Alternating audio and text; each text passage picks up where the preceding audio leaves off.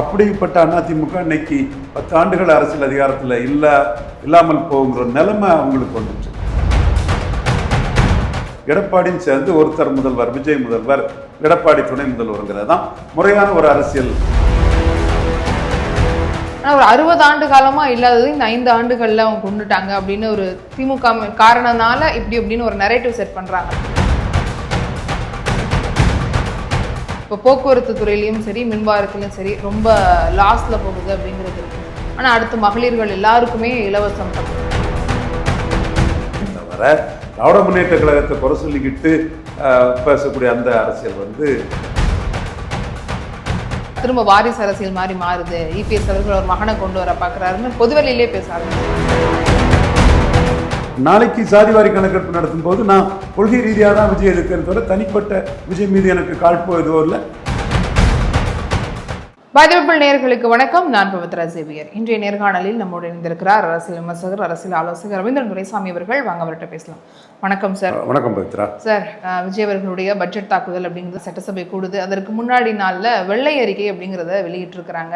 நேற்றுலேருந்து அந்த பேச்சு தான் போயிட்டு இருக்கு. வெள்ளை அறிக்கையில் முழுக்க திமுக தான் இவ்வளோ கடனுக்கு காரணம், 13 கோடி வரைக்கும் இழுத்துட்டு வந்துட்டாங்க அப்படின்னு சொல்லியிருக்காரு.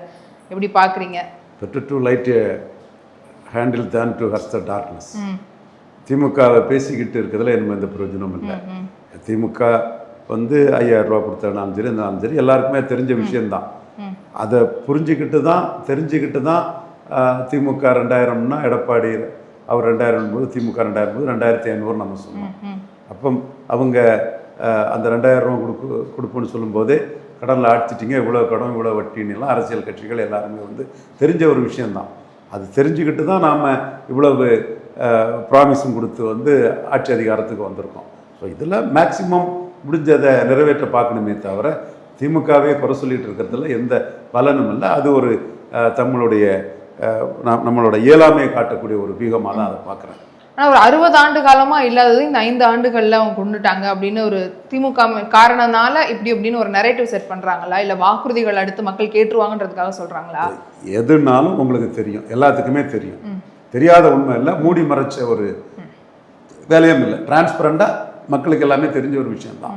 எல்லா அரசுகளும் இதை தான் பண்ணுறாங்கங்கிறத தெரியதான் செய்யும். 60 ஆண்டுகளில் இல்லாதன்னு சொன்னால் அவங்களுக்கு அதிமுக அரசுக்கு ஒரு சர்டிஃபிகேட் கொடுத்து அதிலேருந்து 4 பேரை எடுக்க முடியாதான்னு பார்க்கக்கூடிய ஒரு யுக்தியாக தான் அதை பார்க்குறேன். தொடர்ந்து திமுக அதிமுக இதை தான் செய்துட்டு இருந்தாங்க. இலவசங்கள் அந்த இதில் ஒரு ப்ரீஃபீஸ் கல்ச்சரை தான் அவங்க பண்ணிகிட்டு இருந்தாங்க.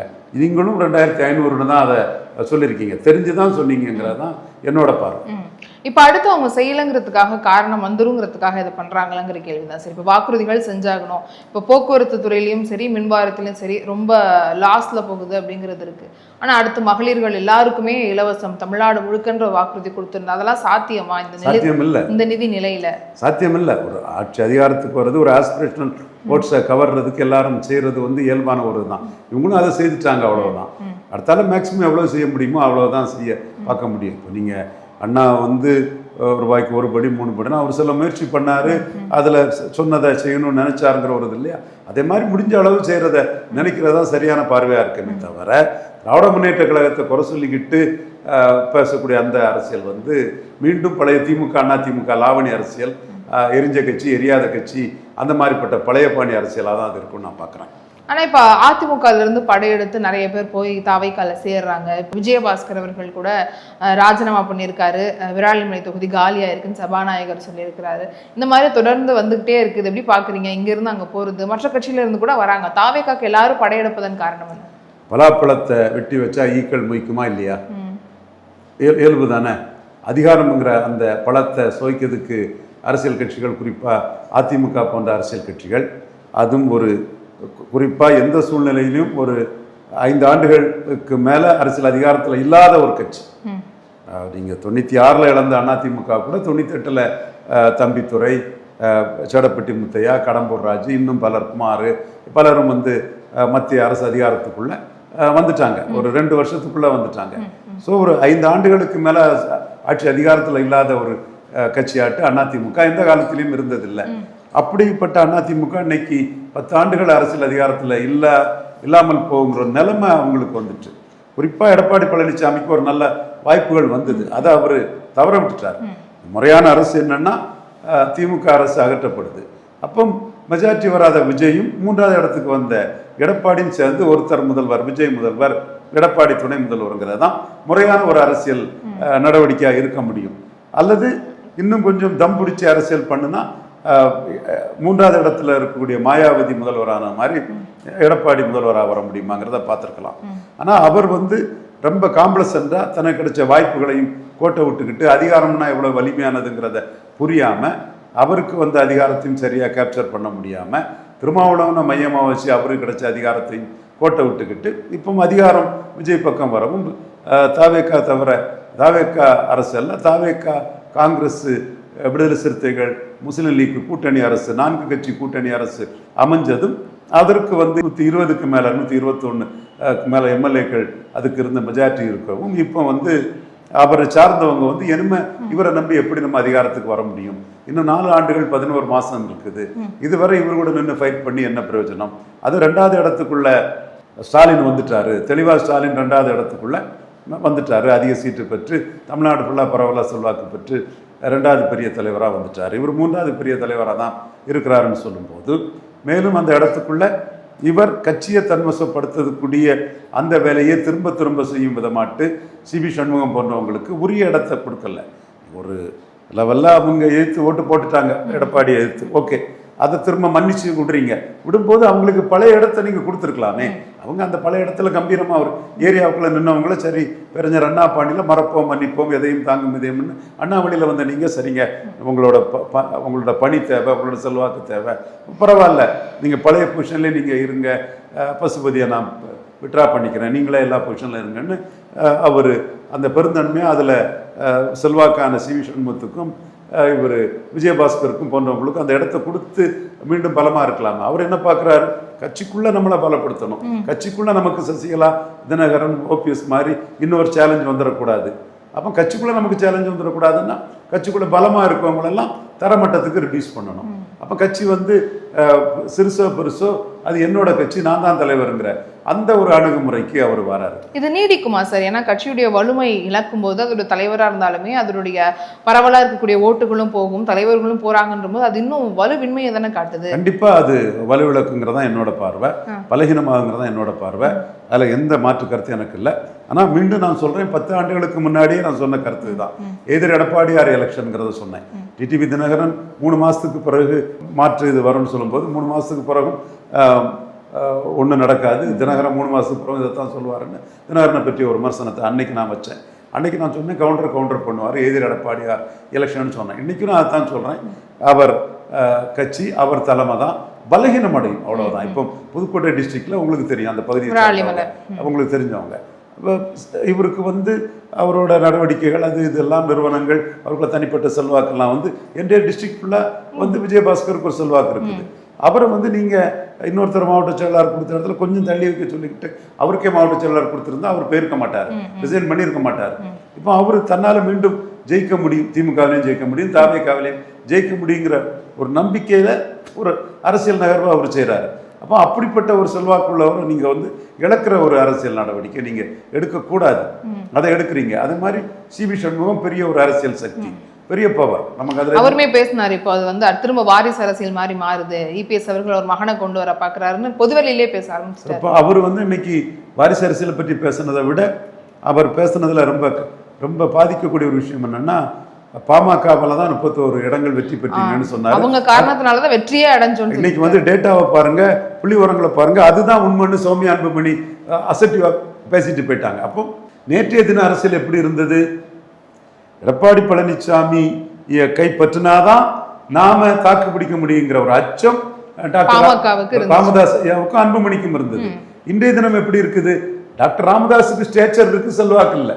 ஸ்டேச்சர் பெருசு, அது பெரிய ஸ்டேச்சர்ல இருந்தவர், அதை நம்ம மறுக்க வரல. சசிகலா அம்மையார் மாதிரி தான் ஸ்டேச்சர் பெருசு, ஆனா செல்வாக்கு இல்லை. செல்வாக்கு ரொம்ப பெருசு. சசிகலா அம்மையாராவது சாத்தூருங்கெல்லாம் கொஞ்சம் செல்வாக்கை காட்டியிருக்கிறாங்க. ராமதாஸ் ஐயா அது கூட காட்ட முடியல. அப்போ இன்னைக்கு ஒரே அடையாளமா அன்புமணி வந்துட்டாருங்க போது அதை சுட்டி காட்டுறாரு சிவி சண்முகம். அப்போ இன்னைக்குள்ள நிலைமை என்ன? அன்புமணியோட ஜாதிவாரி கணக்கெடுப்பு போராட்டத்துக்கு மு.க. ஸ்டாலின் வந்து ஃபோன் பண்ணி அன்புமணியை பாராட்டி தன் பக்கம் அன்புமணியை எடுக்கிறதுக்கான முயற்சி பண்ணுறாரு. ஆனா அன்புமணி போய் விஜய் அவர்களை சந்திச்சுட்டு வந்தாரு. அது இன்னைக்கு நான் எலெக்ஷன் பீரியட் தானே, இது விஜய் கூட கூட்டணியாக போக போகிறாரு. சந்திப்பின் ஒரு மரியாதை நிமித்தமாக தான் இருக்கும். நாளைக்கு சாதிவாரி கணக்கெடுப்பு நடத்தும் போது நான் கொள்கை ரீதியாக தான் விஜய் எதுக்குறது தவிர தனிப்பட்ட விஜய் மீது எனக்கு காழ்ப்போ எதுவோ இல்லை. மக்கள் தீர்ப்பை நான் ஏற்றுக்கிறேன். அவர் வந்து சிங்கிள் லார்ஜஸ்ட் பார்ட்டியாக வந்து ஒரு அணியம் வச்சிருக்கிறாரு. நான் வந்து என் கொள்கையில் தெளிவாக நிற்கிறேன், அதை அவர் நிறைவேற்றணும். என் மக்களுக்காக என் கொள்கைக்காக நிற்கிறேங்கிறத நாளைக்கு நிலைநாட்டுறதுக்கு தான் அதை நிற்கிறாரு. எனிவே அவர் வந்து அதிமுக கூட்டணியில் இருந்தவர் விஜய் பார்க்குறாருன்னு கூட அதை எடுத்துடுங்க. அதிமுக கூட்டணியில் இருந்தவரை மு.க. ஸ்டாலின் வந்து தன் பக்கம் எடுக்கிறாரு. இப்போ திருமாவளவன் இந்த சைடு இருக்காப்புல. இப்போ திருமாவளவன் வைகோ அவர்கள் போய் இன்னைக்கு திருமாவளவன் இந்த சைடு இருக்காப்புல. திருமாவளவன் இருக்கிற இடத்துக்கு அன்புமணி இருக்க முடியாதுன்னு தெரியும். இப்போ அன்புமணிக்கு வந்து இன்னைக்கு தேர்தல் வரும்போது எடப்பாடி பெற்றா ஸ்டாலின் பெற்றா, ஸ்டாலின் தானே பெற்று. ஸ்டாலின் வந்து திருமாவளவன் ஓட்டு விழாம நிலைக்கு பாமக வந்துட்டாங்கன்னு நினைக்கிறீங்களா சார்? அந்த நிலைக்கு எடப்பாடி தள்ளப்பட்டிருக்கிறார்.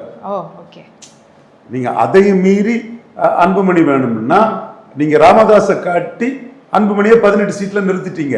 இப்ப அன்புமணி தான் டிசைடிங். வட தமிழகத்தில் அன்புமணி தான் டிசைடிங்.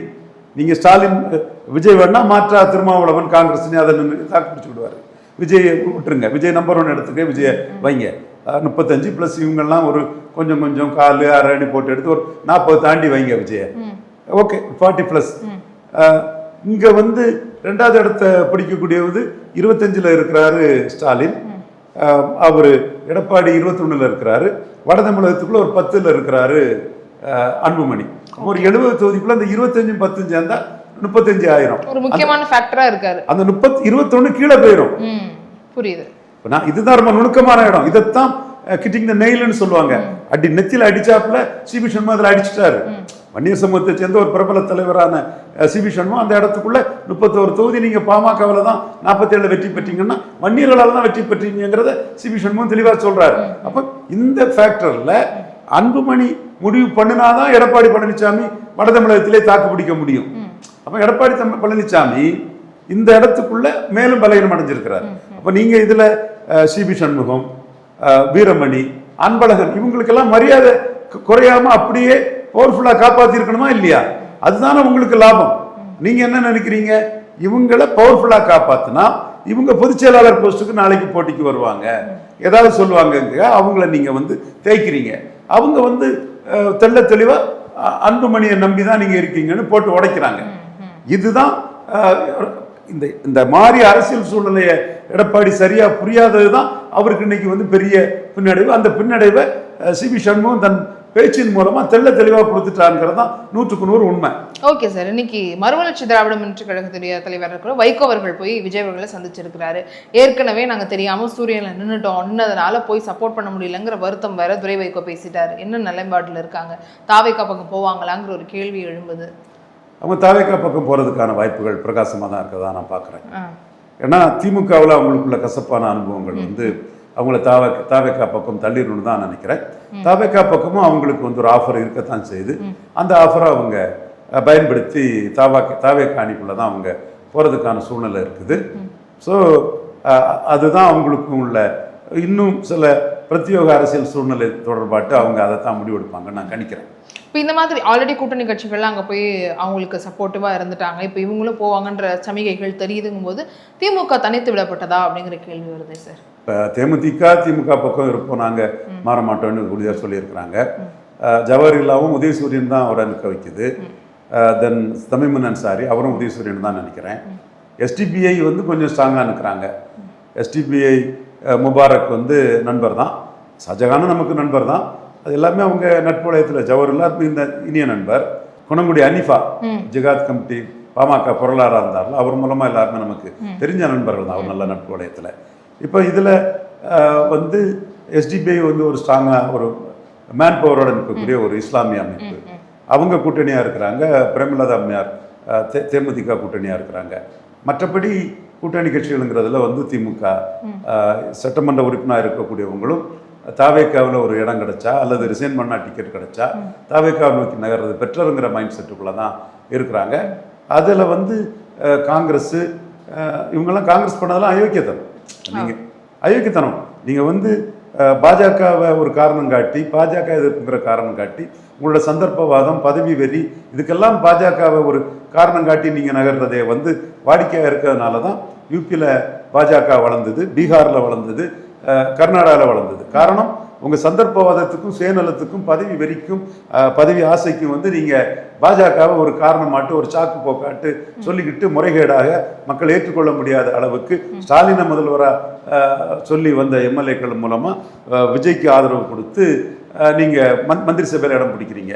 உங்களை தொடர்ந்து விசிகாவும் முஸ்லீம் லீக்கும் இடம் கொடுக்குறீங்க. இது வந்து பொதுவான மக்கள் மத்தியில் இது ஒரு தவறான ஒரு அரசியல். இந்த தவறான அரசியலுக்கு அவங்க ஒரு பழியாட்டு பாவம் சம்மந்தமே இல்லாமல் பாஜக மேலே பழி போட்டு வர்றாங்கங்கிற ஒரு உணர்வு குறிப்பாக பாஜகவை ஆதரிக்கக்கூடிய இந்துக்கள் மத்தியில், ஒரு இந்துக்களை பிரதிநிதிப்படுத்தக்கூடிய கட்சியை ஒரு சாக்கு போக்கா சொல்லி இவங்களோட பதவி ஆசை அரசியலுக்கு செயல்படுறாங்கிற ஒரு எண்ண ஓட்டம் மக்கள் மத்தியில் வந்துட்டு இருக்கு. இதை திமுக எப்படி அறுவடை பண்ண போகுதுங்கிறது எனக்கு தெரியல. பட் திமுகவும் இந்த இடத்துல கிறிஸ்தவ முஸ்லீம் ஓட்டுக்காக சனாதான எதிர்ப்புங்கிறதுனாலையும், விஜய் வந்து சிபிஐ வழக்குக்காக பாஜகவை எதிர்க்கலங்கிறயும் அதே கிறிஸ்டின் முஸ்லீம் ஓட்டுக்குள்ள தான் திமுகவும் தன்னுடைய அரசியல் நகர பண்றாங்கன்னா, எஸ்டிபிஐ அவங்க வந்து ஒரு பெரிய அணியாக தான், முபாரக்கா ஒரு பெரிய கூட்டணி கட்சியாக தான் அவங்க கண்டினியூ பண்ணி போவாங்க மாதிரி தான் எனக்கு தெரியுது. டே டு டே அரசியலில் என்ன நடக்குங்கிறத வச்சு தான் நான் பேசுகிறேன். நம்ம ஆசையை பேசுகிறதுல அர்த்தம் இல்லை. இப்போ சோஃபா அரசியல் அப்படின்னு உதயநிதி அவர்கள் விமர்சனம் செஞ்சிருந்தாரு விஜய் அவர்களுடைய அரசு. ஆனால் அதற்கு அருண்ராஜ் வந்து ஒரு கவுண்டர் கொடுத்துருக்கிறாரு. இது வந்து ஜனநாயக சோஃபா மாடல் அரசு, நாங்கள் வந்து எல்லாருக்கும் பதவியிலையும் பங்கு கொடுத்துருக்குறோம், ஜனநாயகமாக நடக்கிறோம், இதை பற்றி பேசுறதுக்கெல்லாம் சனாதன சிம்மாசனமாக இருக்கு, உங்களுக்கு அருகதை இல்லை அப்படின்னு சொல்லியிருக்காரு. எப்படி பார்க்குறீங்க இந்த இருவேறு கருத்துக்களை? அதாவது கலைஞர் பாணியில் ஜாலியாக பேசுகிறதுல, மக்கள் கவரக்கூடிய பேசுகிறதுல வந்து உதயநிதி ஸ்டாலின் வந்து ஒரு திறமையானவராக தான் இருக்கிறாரு.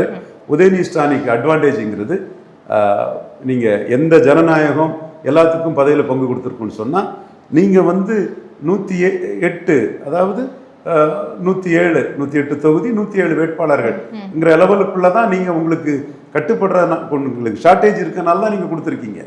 நீங்கள் உங்கள்கிட்ட ஷார்ட்டேஜ் இருந்து வாங்கினவங்கலாம் இன்னைக்கு நீங்கள் வந்து மதவாத சக்தின்னு பிஜேபியை சொல்கிறீங்க. ஆனால் முஸ்லீம் லீக்கு நியாயத்தை பேசணும். முஸ்லீம் லீக் வந்து 2 மக்களவை சந்திச்சாங்க. 2லேயும் நவாஸ்கனி ஒரு செல்வாக்கான பவர்ஃபுல்லான ஒரு தலைவர் தான். அது நம்ம மறுக்க வரல. நமக்கு நட்பு ரீதியாக நண்பர் தான் அவர். நவாஸ்கனி அவர் தான் ஜெயித்திருக்காரு, முஸ்லீம் தான் அவர். தென் 3 எம்எல்ஏ டிக்கெட் கொடுத்தீங்க, 3 பேரும் தோத்தாங்க, முஸ்லீம்கள் தான். இப்போ 2 எம்எல்ஏ டிக்கெட்டு உங்களுக்கும் ஒன்றை குறைச்சது வருத்தம் தான். திமுக 2 ஜெயித்துட்டீங்க, 2 முஸ்லீம் தான். அப்போ நீங்கள் சமீபத்தில் 5 பேர் நீங்கள் வேட்பாளர் 5 பேர் முஸ்லீம் தான். அந்த முஸ்லீம் லீக் வந்து ஒரு கூட்டணிக்குள்ளே வருது. அவங்க வந்து 3.5 விழுக்காடு முஸ்லீம் இடஒதுக்கீட்டை 5ஆக உயர்த்தணும்னு சொல்கிறாங்க. அதுக்கு நயனா நாயந்தன் சரியான பதில் சொன்னார். இந்து உடையார், இந்து நாடார், இந்து வெள்ளாள கவுண்டர், இந்து யாதவர், இந்து செங்குந்தர், பிசி கம்யூனிட்டி, இந்து கள்ளர், இவங்களுக்கு பாதிக்குங்கிறத அவர் தெளிவாக இந்து பிசிகளுக்கு பாதிக்குங்கிற ஒரு கருத்தை சொன்னார். அப்போ நீங்கள் வந்து கம்பல்சனில் மதவாதத்தை பற்றி பேசக்கூடிய நீங்கள் முஸ்லீம் லீக்குக்கு மந்திரி சபை கொடுத்து தான் உங்கள் மந்திரி சபை நிற்குது. இது உங்களுக்கு சந்தர்ப்ப நிர்பந்தம். உங்களுக்கு எம்ஜிஆரோட பிரதிநிதித்துவமா பார்க்க கூடாதா சார்? அத இல்ல, இவங்களுக்குலாம் வந்து இதுவரைக்கும் அமைச்சர் பதவி திமுகல இருந்து கொடுத்ததே இல்ல. உங்களுக்கு நிர்பந்தம். திமுக வந்து கடைசியா ஸ்டாலின் மெஜாரிட்டி வந்தார், கொடுக்கல. கடைசி அதற்கு முன்னாடி வரலாறு பார்க்கும்போது இவங்க சப்போர்ட் பண்ணிருக்காங்க. சோனியா வந்து ஏத்துக்கிட்டாங்க, டெல்லிக்காக ஏத்துக்கிட்டாங்க. இங்க வந்து டெல்லியில கருணாநிதிக்கு எம்பி இருந்து எம்பிக்காக சோனியா ஏத்துக்கிட்டாங்க. இவர்கிட்ட எம்பிக்கு இல்லை, எலெக்ஷனுக்கு வரல, இவரு வந்திருக்கிறாரு, இவருக்கு ஷார்ட்டேஜ் இருக்கு, அதுக்காக பண்றாரு. நீங்க பிரதிநிதித்துவம் பண்ணி நீங்க நியாயமா பண்ணீங்கன்னா, ஸ்டாலின் முதல்வர்னு ஜெயித்தவங்களை இந்துக்களை பிரதிநிதிப்படுத்தக்கூடிய ஒரு கட்சி மேல அபாண்டமா பழிய போட்டு உங்க அதிகார வெறிக்காக வந்து சேரக்கூடாது. நீங்க பிரதிநிதித்துவம்னு பாத்தீங்கன்னா, நீங்களும் எடப்பாடி முதல்வர் ஜெயித்த எடப்பாடியும் ஸ்டாலின் முதல்வர், எடப்பாடி துணை முதல்வர்னா அது வந்து நியாயமான நாணயமான ஒரு அரசியலாக மாறி. நீங்க புரியும் நினைக்க உங்களுக்கு. அவர் முதல்வர்னு சொன்னவர் இவர் முதல்வர்னு சேர்ந்திருக்காங்க. இங்க ஸ்டாலின் முதல்வர்னு சொன்னவங்க முறைகேடாக பதவி வெறியில பாஜகவை பழி சொல்லிக்கிட்டு வந்து சேர்ந்திருக்கிறாங்க. இது வந்து இங்கே பாஜக எதிர்ப்புங்கிற தமிழ்நாட்டில் ஒரு ஃபேஷன். அதனால இந்த உண்மையை சொல்றதுக்கு மனச்சாட்சி உள்ள ஒரு சில கிறிஸ்தவ முஸ்லீம்கள் இந்த உண்மையை உணர்வாங்க. பெரும்பாலான கிறிஸ்தவ முஸ்லீம் ஓட்டுக்காக தான் இந்த அரசியல் நாடகமே நடக்கும். இப்போ காங்கிரஸ் இங்க வந்துட்டாங்கன்றதுனால அவங்களுடைய ஓட்டெல்லாம் தாவேக்காக்கு வந்துடும் அப்படிங்கிறது அது வேற விஷயம். காங்கிரஸ் பண்ணுனது நம்பிக்கை துரோகம், ட்ரெச்சரஸ் ஆக்டிவிட்டிஸ், இம்மெச்சூர், ஒரு நம்பகத்தன்மையற்ற ஒரு நடவடிக்கை. நீங்க எடப்பாடியும் விஜயும் கம்பைன் பண்ணி ஸ்டாலின் தோத்துட்டாரு. தோத்த ஒரு தோற்கடிக்கப்பட்டுட்டாரு. அப்போ நீங்கள் சிங்கிள் லார்ஜஸ்டாக வந்த விஜயும் தேடா வந்த எடப்பாடியும் கம்பைன் பண்ணி எடப்பாடி துணை முதல்வர் விஜய் முதல்வர்னு வந்தால் அது நியாயமான ஒரு பார்வையாக இருக்கும். நீங்கள் ஸ்டாலின் முதல்வர்னு சொன்ன கட்சிகளை பிஜேபி மேலே ஒரு குற்றச்சாட்டி மதவாதம்னு சொல்லி ஒரு முஸ்லீம் 5 கேண்டிடேட்டு முஸ்லீமு 2 கேண்டிடேட்டு முஸ்லீமு 3 விழுக்காடு இடஒதுக்கிட்டு 5 சேர்க்கணுங்கிறாங்க. அப்போ என்ன அரசியல் என்ன நடக்குது? இதே மாதிரி தான் கேரளாவிலேயும் முஸ்லீம்கள் பிடியில காங்கிரஸ் போயிட்டு வெஸ்ட் பெங்காலில் 3 விழுக்காடு ஓட்டு தான் காங்கிரஸுக்கு, அதில் 2 பேர் முஸ்லீமு. அதே மாதிரி அஸ்ஸாமில் 18 எம்எல்ஏ முஸ்லீமு, ஒரு எம்எல்ஏ வந்து ரிசர்வ் தொகுதியில் முஸ்லீம் மெஜாரிட்டியில் வந்தது. அப்போ இந்துக்களின் விரோதியான ஒரு கட்சியாட்டு ராகுல் காந்தி சோனியா காந்தி கட்சி போயிட்டு நீங்கள் புதுச்சேரியில் அவங்க ஓட்டெல்லாம் தாவேக்காவுக்கு போயிட்டு ஒரு சீட்டு தான் உசுடு தொகுதியில் நீங்கள் ஜெயித்து ஒரு ரிசர்வ் தொகுதியில் ஜெயித்தீங்க புதுச்சேரியில். இதுதான் காங்கிரஸுக்கு நிலைமை. அப்போ நீங்கள் உங்களோட நடவடிக்கைகளும் இந்த மாதிரி ஒரு பாஜகவை குற்றம் சொல்லிக்கிட்டு சந்தர்ப்பவாத மதவாத அரசியலை காங்கிரஸ் தான் பண்ணுது. இப்போ இடைத்தேர்தல் வருது சார். இப்போ 6 தொகுதிகள் வந்து காலியாகி இருக்கு. ஏன்னா இப்போ இவர் விராலிமலையும் சேர்த்து பார்க்கும்போது இடைத்தேர்தல் யாருக்கு சாதகமாக இருக்கும்? இடைத்தேர்தல் வந்து இதே செட்டப்பில் எலெக்ஷன் நடந்ததுன்னா இது தாவேக்காவுக்கு வந்து ஆளுங்கட்சிங்கிறது கூடுதல் பலமாக வரும். கூட்டணி கட்சிகள் காங்கிரஸில் கிறிஸ்டின் முஸ்லீம்ஸு இவங்களை பிரதிநிதிப்படுத்தக்கூடிய Congress, Indian Muslim League, Dalit மக்களை பிரதிநிதிப்படுத்தக்கூடிய விசிகா, சிபிஎம் சிபிஐ மதசார்பின்மையை பேசக்கூடிய சிபிஎம் சிபிஐ இவங்கெல்லாம் வந்து சேர்ந்திருக்காங்க. மதிமுக வந்து சேர்ந்திருக்காங்கன்னு சொன்னால் கூட்டணி அரசியலில் தாவேக்கா பலம் பெற்றிருக்குது. அதிமுக லீடர்கள் சதுரனால பலகீனம் அடைகிறாங்க. அன்புமணி வந்து நீங்கள் சொன்ன மாதிரி முதல்ல வந்து எல்லாரும் ஒன்று சேரணும்னு சொன்ன அன்புமணி டக்குன்னு ஜாதிவாரி கணக்கெடுப்புக்காக விஜயை பார்த்துட்டு வரும்போது அவர் வந்து தன்னோட கடுமையான ஆன்டி கூட்டணி தாவேக்கா, விசிகா, முஸ்லீம் லீக், காங்கிரஸ் கூட்டணி அரசுக்கு எதிரான கடுமையான நிலைப்பாட்டை டைல்யூட் பண்ணியிருக்கிறாரு. அப்படி இருக்கும்போது மதுராந்தகம் தொகுதியில் அதிமுக கேள்விக்குறியாகுது. அந்த பவர்ஃபுல் கேண்டிடேட்டு தாவேக்கா பக்கம் வந்துட்டாங்க. ஸோ இதெல்லாம் தாவேக்காவுக்கு ஒரு அட்வான்டேஜுங்கிற லெவலில் தான் இருக்குது. ஆனால் அம்பாசமுத்திரம், திருச்சி, மதுராந்தகம் போன்ற இடங்கள்ல, விராலிமலை போன்ற இடங்கள்ல ரெட்டால டெபாசிட் இழக்குமாங்கிறதும் கேள்விக்குறி தான், டெபாசிட் வாங்குமாங்கிறதும் கேள்விக்குறி தான். இப்போ விராலிமலை அதிமுகங்கிறது விஜயபாஸ்கர் தான். விஜயபாஸ்கர் எப்படி டெபாசிட் வாங்குமாங்க? அவரு இன்னும் முடிவு எதுவும் சொல்லல. தாவேக்காவா திமுகவா? அவர் ரிசைன் பண்ணிட்டாரு, எலெக்ஷன் வரப்போகுது இல்ல, ரிசைன் பண்ணிக்கிட்டு அதிமுக விட்டு வெளியேறிட்டாருல்ல. அப்போ கண்டிப்பா அங்க அவருடைய ரெட்டைலைக்கு அங்க டெபாசிட் கிடைக்குமாங்கிறது கேள்விக்குறி தான். எஸ்ஐக்கு சுப்பையா செல்வாக்கான ஒரு சகோதரர், அப்போ அங்க என்ன ஆகுங்கிறது ஒரு கேள்விக்கு இருக்குது. பட் ஒரு ஓவரால் தமிழ்நாடு சென்ட்ரிக்கா இந்த இதுல ரெட்டையில ஜெயித்தவங்க அங்க போகலாமாங்கிற ஒரு கருத்தும், எடப்பாடிக்கு ஆதரவான ஒரு கருத்தும், அதுல புதுக்கோட்டையில இருந்து மீம்ஸ் போடுறாங்க. இது சிவபதி மாறினா அந்த இடத்துக்குள்ள வந்து இது பண்றாங்க. எஸ்ஐக்கு சுப்பியா பேரை பட்டப்பகல்ல அளிக்கிறாங்க. மரவன் சந்திரசேகரம், மரவன் குமாரவேலோட அந்த இணைப்பு விழா பிளாப் ஆகுது. ஸோ ஓவரால் தமிழ்நாடு சென்ட்ரிக்கா ஒரு கருத்தில் வந்து ரெட்டையில ஜெயித்துட்டு சந்தர்ப்பத்துக்கு ஆளுங்கட்சிக்கு போகலாமாங்கிறது வந்து எடப்பாடிக்கு ஒரு சாதகமாக இருந்தாலும், கிரவுண்டில் அமைப்பு ரீதியாக அந்த ஊரில் அதிமுகவின் அமைப்பாட்டே 10 ஆண்டுகளாக ஜெயலலிதா இறந்த பிறகு, இறக்கிறதுக்கு முன்னாடி ஜெயலலிதா அமைப்பு யாரை வேணாலும் எப்படி வேணாலும் மாற்றி போடுவாங்க. அதுக்கு பிறகு 10 வருஷமா அங்கே 5 வருஷம் அதிகாரத்தோடையும் 5 வருஷம் எதிர்கட்சியாட்டும் இருந்த தலைவர்கள் எல்லாம் அங்கே மாறி போகும்போது கண்டிப்பாக லோக்கலாக ஒவ்வொரு ஏரியாவிலையும் எடப்பாடி பழனிசாமிக்கு வந்து ஒரு பாதிப்பு இருக்கத்தான் செய்யும். இதில் நீங்கள் விடுமலை ராதாகிருஷ்ணனால பாதிப்பு இருக்கும், கடலூர் சம்பத்தால பாதிப்பு இருக்கும், கோயில்பட்டி கடம்பூர் ராஜால பாதிப்பு இருக்கும். இவங்கெல்லாம் லோக்கல் லீடர்ஸ். நம்ம உங்களுக்கு எதிர்த்துக்கிட்டு கஷ்டம். 2021 இவங்க ஜெயித்ததே சாதனை.